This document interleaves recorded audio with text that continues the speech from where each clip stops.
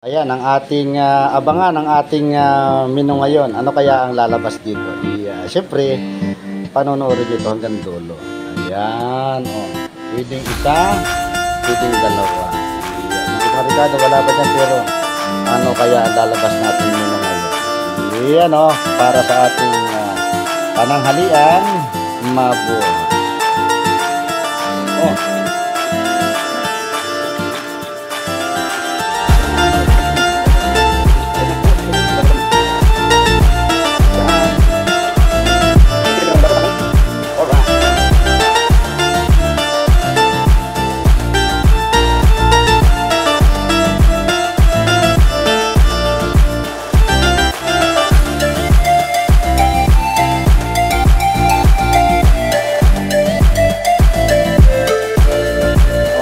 Dahil nakalaga na ang paglalawa nitong pata ay magbibisa na muna tayo.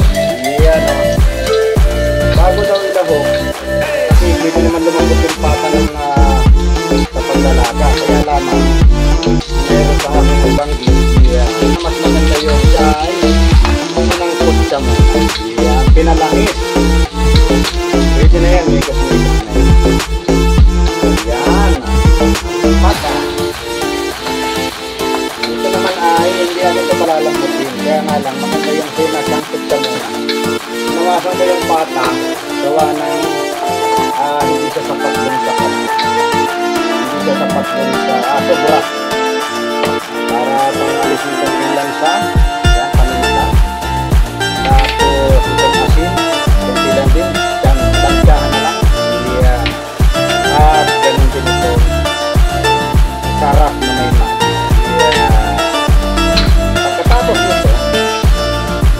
Dito mo naman siya ilalagay para habang nagagal kung natutunan ang mundo, mainit pala. Ayan ang pata. Bago natin siya gisahin natin. So tatakpan natin ito na kaunti. Hanapin natin yung sakit mo. Ayan.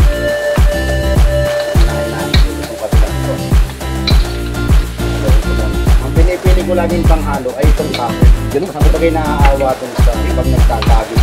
Nakita itong pinagsagot ko ba? Dalawang minita. Hindi natin yung nagtatali yun. Hindi natin napapansin. Ay baka nakakakain na tayo ng minita. Mabuti yung may taling lubid. Yan, pinakain talaga yun. Kaya yan. May taling lubid. Meta. Ayan, mahinaya na ako pero tatakpan muna natin yun. Kaya lang wala. Oh, pwede pala. Hindi na siya nagawa ng minsan. Pwede. Kaya kung manangapin tayo ano? Hindi na nagagawin ng bigas. Yan muna. At pag ito'y naglamis na, saka natin lalagyan. Mabuhay.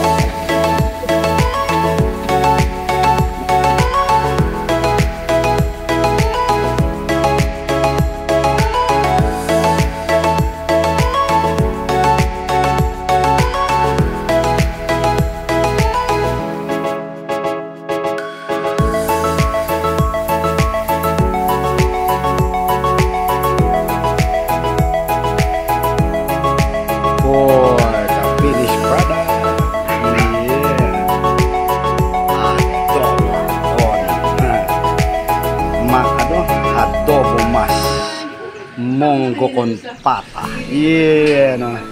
For the menu of the day. Yan, kain na na.